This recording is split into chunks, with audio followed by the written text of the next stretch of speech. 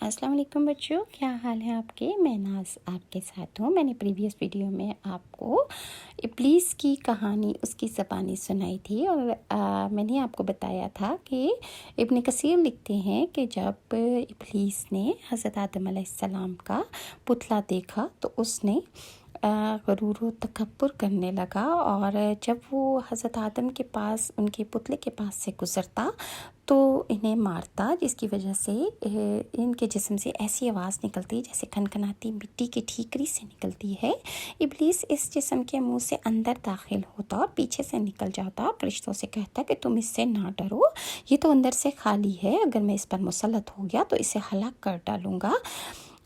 اور پھر وہ دن بھی آ گیا جب رب العالمین نے فرشتوں سے فرمایا کہ میں زمین پر اپنا ایک نائب بنانے لگا ہوں، اور زمین پر میرے احکام کا یہ نفاذ کرائے گا۔ فرشتوں نے عرض کی، اے پروردگار عالم، یہ زمین پر فساد برپا کر دے گا اور یہ آپس میں خون ریزی کریں گے، جبکہ ہم تو دن رات آپ کی تسبیح کرتے رہتے ہیں اور آپ کی پاکی بیان کرتے رہتے ہیں۔ اللہ نے فرمایا، جو کچھ میں جانتا ہوں وہ تم نہیں جانتے۔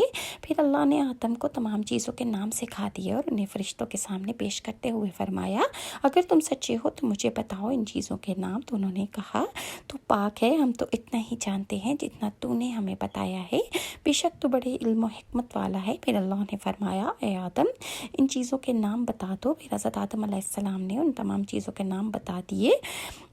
تو فرمایا، کیا میں نے تمہیں نہیں کہا تھا کہ میں آسمانوں اور زمین کی چھپی ہوئی چیزیں جانتا ہوں، اور جو تم ظاہر کرتے ہو اور جو مجھ سے چھپاتے ہو میں انہیں بھی جانتا ہوں۔ پھر اللہ نے فرشتوں کو حکم دیا کہ حضرت آدم کو سجدہ کرو، انہوں نے سجدہ کیا مگر ابلیس نے انکار کر دیا۔ یہ سورہ بقرہ کی آیت نمبر 30 اور 34 میں ہے، اور اللہ تعالیٰ نے سورہ اعراف میں فرمایا، تجھے سجدہ کرنے سے کس چیز نے منع کیا؟ اللہ نے ابلیس سے پوچھا، جبکہ میں نے تجھے حکم دیا۔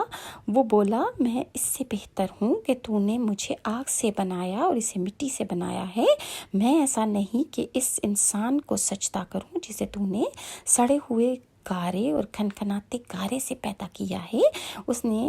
اللہ نے فرمایا، اب تو یہاں سے نکل جا، کیونکہ تو مردود ہو گیا ہے اور قیامت تک تجھ پر میری پھٹکار رہے گی۔ شیطان نے کہا، سورہ الحجر میں ہے کہ اے میرے رب، مجھے روز محشر تک مہلت دے دے۔ فرمایا، جا، میں تجھے متعین وقت کے دن تک مہلت دے دی۔ پھر شیطان نے کہا کہ مجھے تیری عزت کی قسم، میں ان سب کو یقیناً بہکاؤں گا، ان پر حملہ کروں گا، ان کے آگے سے، پیچھے سے بھی، ان کے دائیں جانب سے، بائیں سے بھی، اور پھر میں ان کو تیرا شکر گزار نہیں بننے دوں گا۔ اللہ تعالیٰ نے فرمایا، سورہ اعراف میں ہے، یہاں سے ذلیل و خوار ہو کے نکل جا، ان میں سے جو شخص تیرا کہنا مانے گا میں ان سب سے جہنم کو بھر دوں گا۔ اور یوں بارگاہ خداوندی سے دھتکارے جانے کے بعد عزازیل سے ابلیس بن گیا، اپنے غرور و تکبر اور رعونت کی بنا پر، اور میرے ہزاروں سالوں کی عبادت ابلیس کہتا ہے کہ ضائع ہو گئی اور مجھے عرش سے فرش پر پٹک دیا گیا۔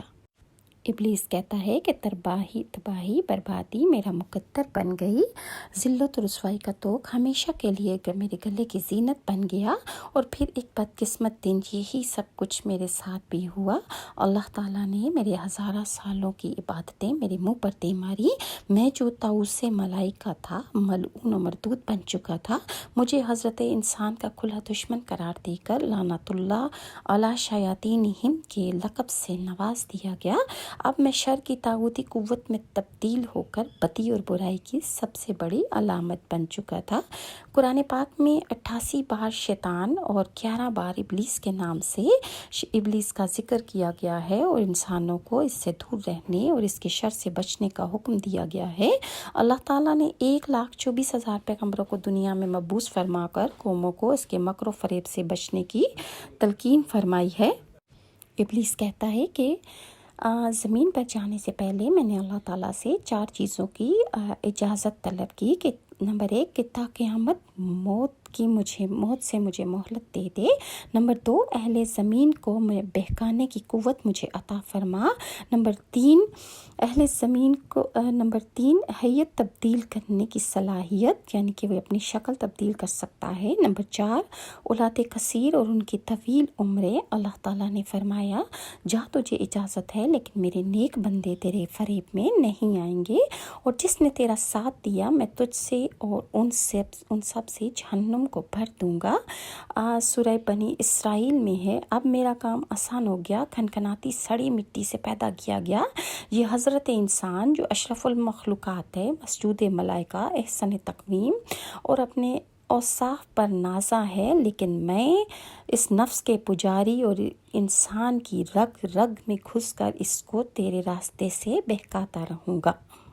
مفسرین کہتے ہیں کہ ابلیس کو انسان پر کوئی اختیار حاصل نہیں کہ وہ زبردستی سے کھینچ کر اپنی راہ پر لے جائے، وہ صرف بہلانے پھسلانے سے کام لے سکتا ہے۔ شیطان کے 5 اہم ساتھی ہیں جن کے درج ذیل کام ہیں۔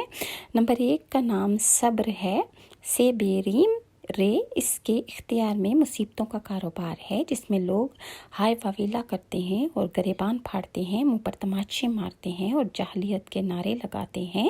نمبر 2 اس کا ساتھی آور ہے، یہ لوگوں کو بدی کا مرتکب کرتا ہے اور اسے ان پر اچھا اور پسندیدہ کر کے دکھاتا ہے۔ نمبر 3 مسعود، یہ کذب اور دروغ گوئی یعنی جھوٹ سکھاتا ہے جسے لوگ کان لگا کر دوسروں کی باتیں سنتے ہیں۔ یہ انسانوں کی شکل میں آ جاتا ہے اور انہیں فساد برپا کرنے کی جھوٹی خبریں سناتا ہے۔ نمبر 4 داسم، یہ آدمی کے ساتھ گھر میں داخل ہوتا ہے، جو اللہ کا نام لے کر گھروں میں داخل نہیں ہوتے۔ داسم نام کا شیطان ان کے ساتھ گھروں میں داخل ہو جاتا ہے اور گھر والوں کے عیب اسے دکھاتا ہے، اور اس کا نتیجہ یہ ہوتا ہے کہ جو انسان گھر میں داخل ہوتا ہے وہ غصے میں آ جاتا ہے اور گھر والوں پر غضب کرتا ہے۔ ذکینوس، یہ 5واں شیطان ہے، یہ بازاروں کا مختار ہے، بازاروں میں آ کر یہ بددیانتی کے جھنڈے گاڑ دیتا ہے اور لوگوں کو برائی سکھاتا ہے۔ سوال یہ پیدا ہوتا ہے کہ شیطان کی موت کیسے ہوگی؟ تو احنف بن قیس فرماتے ہیں کہ حضرت عمر سے کہ ایک مرتبہ مدینہ منورہ جانا ہوا کہ حضرت کعب ایک بار تقریر کر رہے تھے، دیکھا تو میں بھی وہاں بیٹھ گیا۔ فرما رہے تھے کہ حضرت آدم علیہ السلام نے وفات کے وقت اللہ تعالیٰ سے عرض کیا، یا اللہ میری موت سے میرا اصلی دشمن ابلیس بہت خوش ہوگا، اس کو تو قیامت تک تو نے زندہ رکھنا ہے۔ جواب ملا، آدم تم انتقال کے بعد جنت میں چلے جاؤ گے اور وہ ملعون قیامت تک دنیا ہی میں رہے گا، آخر میں اس کو موت آئے گی تاکہ ساری دنیا کے لوگوں کے برابر موت کی تکلیف اس کو مل سکے، یعنی جتنی لوگوں ایک بندے کو مرنے کی تکلیف ہوتی ہے اور جتنی ساری دنیا کو تکلیف ہوگی، اتنی ہی تکلیف کے ساتھ اس ابلیس کو موت دی جائے گی۔ ملک الموت غیظ و غضب میں بھرے بہت سے فرشتوں کے ساتھ دنیا میں اسی طرح آئیں گے، آسمان و زمین والے دیکھ لیں تو خوف کے مارے پگھل جائیں۔ ابلیس کے پاس پہنچ کر بہت زور سے ڈانٹ پلائیں گے جس سے ابلیس بری طرح دھاڑے مار مار کر چیخے گا، اگر دنیا والے اس کی آواز سن لیں تو بے ہوش ہو جائیں۔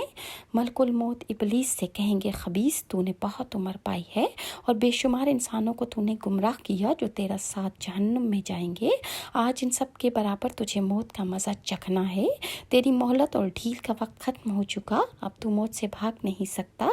ابلیس گھبرا کر مشرق کی جانب بھاگے گا تو کبھی مغرب کی جانب، لیکن ہر طرف اپنے سامنے ملک الموت کو پائے گا۔ سمندر میں گھسنے کی کوشش کرے گا تو سمندر نکال پھینکے گا۔ آدم علیہ السلام کی قبر کے پاس کھڑا ہو کر کہے گا، اے آدم تمہاری وجہ سے میں مردود اور ملعون ہو گیا، کاش تم پیدا ہی نہ ہوتے۔ پھر ملک الموت سے کہے گا، کتنی سختی اور تکلیف کے ساتھ میری جان نکالو گے؟ فرمائیں گے، جتنے لوگ جہنم میں ہیں ان کی موت سے کہیں زیادہ تکلیف اور سختی کے ساتھ یہ سن کر تڑپنے لگے گا اور چیختا چلاتا ادھر ادھر بھاگے گا، اور جہاں موت آنی ہے وہاں گر جائے گا، وہ جگہ آگ کے انگارے کی طرح سرخ ہوگی اور وہاں جہنم کی سنڈاسیاں لگی ہوئی ہوں گی، ان سنڈاسیوں سے تڑپا تڑپا کر اس کی جان نکالی جائے گی۔ آدم علیہ السلام سے کہا جائے گا، ذرا اپنے دشمن کو دیکھو کس طرح ذلت کی موت مر رہا ہے، یہ دیکھ کر خوش ہوں گے اور کہیں گے، یا اللہ تو نے ہم پر اپنی نعمت مکمل کر دی اور شکر ہے کہ تو نے ہمیں انسان بنایا۔ قرآن کی روح سے شیطان کا کیا حال ہوگا یا کیا اس کے بارے میں قرآن میں اللہ کے فرمان ہیں، یہ نیکسٹ ویڈیو میں انشاءاللہ آپ کے ساتھ شیئر کروں گی۔